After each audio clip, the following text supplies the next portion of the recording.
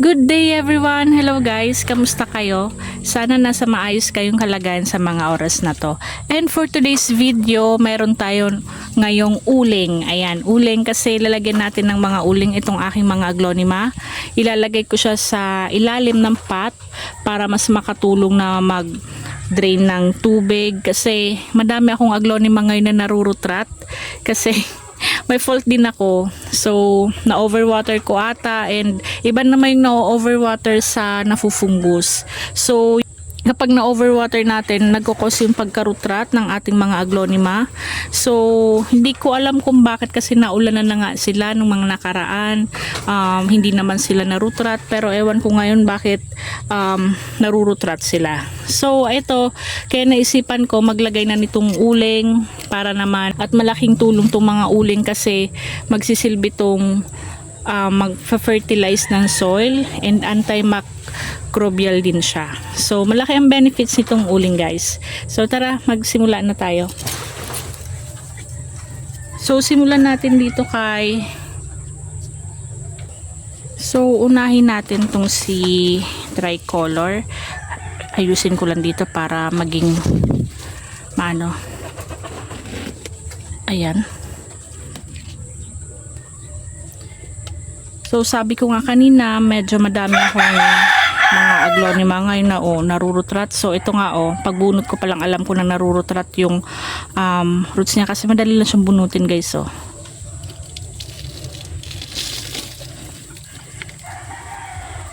Ay, malapit na guys. And, di ba nakita nyo kanina yung soil niya sa ibabaw parang tuyo na pero tingnan nyo naman sa loob pala talagang basang-basa pa. Ayan. Basang-basa guys. Kala. Pero matagal ko na tong hindi diniligan. Ayan. Malapit na. So, lagyan na lang natin ng uling sa bottom niya para mas madaling mag-drain yung water. Ayan. So, yung uling guys, madali naman nating hanapin, di ba? So, ayan. Hindi ko alam kung bakit di ko nilagyan dati ng uling. Kala ko confident na ako dahil may risal na, okay na. Pero hindi pa pala. So, nakakatulong din to mag-fertilize ang ating soil. Tapos, mai-eliminate niya yung ibang mga bacteria na naninirahan sa ating potting mix. Ayan. Ang dami talaga guys na rutrat na. Ayan. So, di ba kung nakita nyo kanina, yung potting mix niya is tuyo na. Kaya talaga mas maigi ko i-check din natin yung tinatawag na finger test. Ididip natin yung finger natin and kakapain natin kung basa pa yung kung yung ilalim ng ating aglonema. Kasi nakakadaya din kung titingnan nyo lang ibabaw, kala nyo tuyo na. Pero hindi pa pala. Ayan. So, dahil mga bagong ripat sila, ayan, hahanapan ko na naman sila ng lilim na part. Si red suksum. Ito okay to. Pero may narurot. Tingnan nyo guys. Na overwater ko. So, wait lang.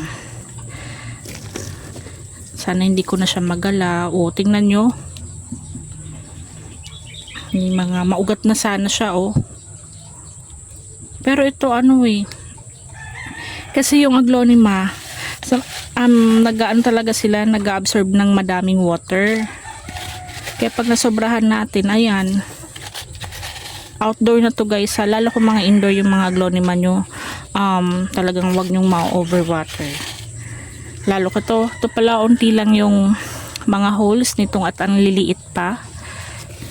So, mas maigi guys kung madami talagang butas and malalaki yung holes na. Ito kasi mga dati ko pa, mga luma ko pa tong mga pots. So, kung kulangin naman yung uling ko, okay lang naman. Madali lang makapagbili dyan sa may palengke. Tapos, ang gaganda sana kasi hindi siya mga durog. Ayan.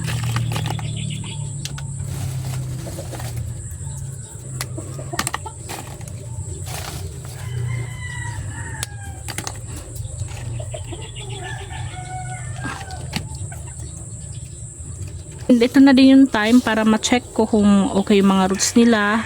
Kasi ito, naripat ko to lalo na si Suksu mga 6 months ago. Dapat nga pala magpapalit na ako ng soil mix nila. Kasi 6 months na. Ayan. Kumbaga, dapat mga every 6 months sana nagpapalit tayo ng soil mix kasi minsan wala na ding nutrients silang nakukuha sa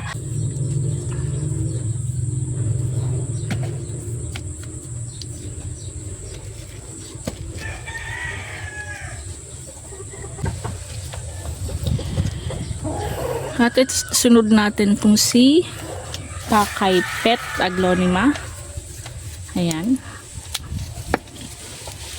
So lahat ng aglonema ko guys, hindi ko pa pala nabibilang yung mga aglonema ko kung ilan, pero lahat sila lalagyan ko talaga ng mga ng mga uling. So kung hindi ko man matapos ngayon, edi next week naman. Ito si Pakay Pet, mga 2 months pa lang. Oo, mga 2 months pa lang to sa akin. At ayan na nga, ayun, may narurutrat. So, ayun, kung nakikita nyo. So, hindi maganda yung drainage nila. Kahit may risal. Pero tignan nyo, madaming butas na yan. Nagaano pa din. Tawag dito.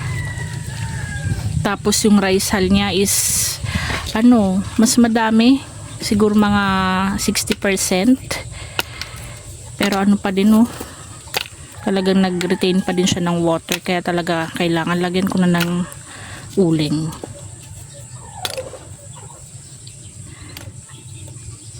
Okay na yan, at least tingnan nyo ay ingat na talaga ako sa pagdidilig nila guys, kasi itong ating mga imported aglonemas talagang napaka-sensitive. Kala ko okay na talaga minsan ma-challenge ka ulit. Kasi minsan hindi mo mapapansin kasi akala mo okay pa. Tapos bigla mo na lang makikita may nagtatanggal lang ng mga dahon, nag-yellow leaf na. So sana hindi sila Tapos hindi ko sila didiligan na talaga mga at least 1 week. Okay na yun, underwater sila kasi overwater. Ayan. Talaga yung tubig, babagsak na siya dyan sa guys, kasi parang nasasala na ng uling. Ayan. Tingnan nyo guys, ang ganda. Tapos ito si Pink Emerald. Ayan.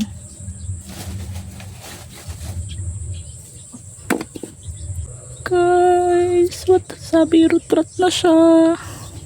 Oh. Ala. O diba kung makikita nyo, kala nyo tuyo lang yung potting mix niya dito sa ibabaw. Oh. Ang daming na ayan. So nalulungkot ako. Buti na lang talaga na medyo na pa natin na agapan kasi malapit na Pero wala naman siyang fungus guys, kasi kung may fungus to nabubulok na sana to, pero okay pa naman talagang na overwater ko lang. So ako may fault nito.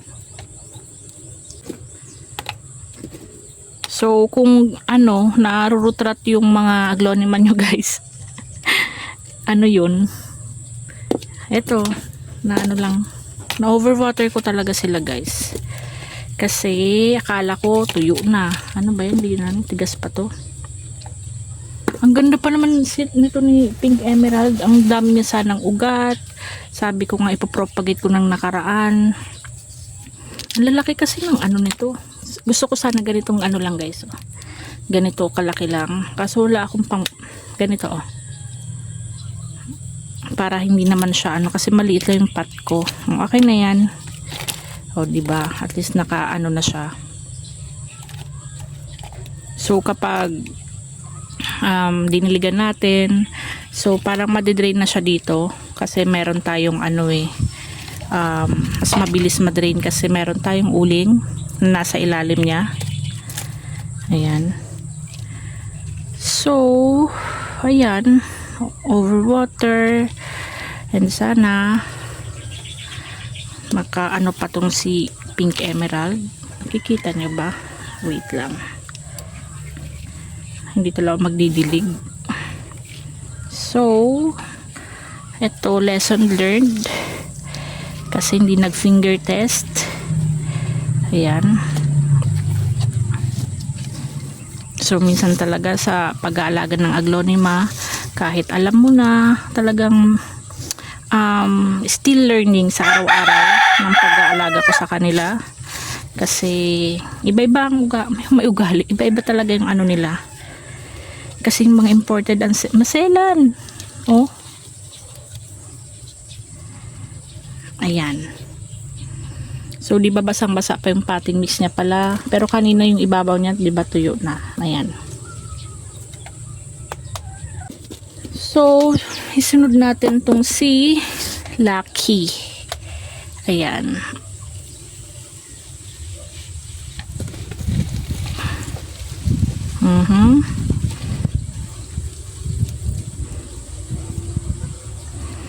Talagang daming na root rot, guys. Kasi na overwater. Pa ako niyan magdilig, guys, ha. Hindi pa yung talagang masipag magdilig. May rice hull na yan. Ewan ko. Ayan na.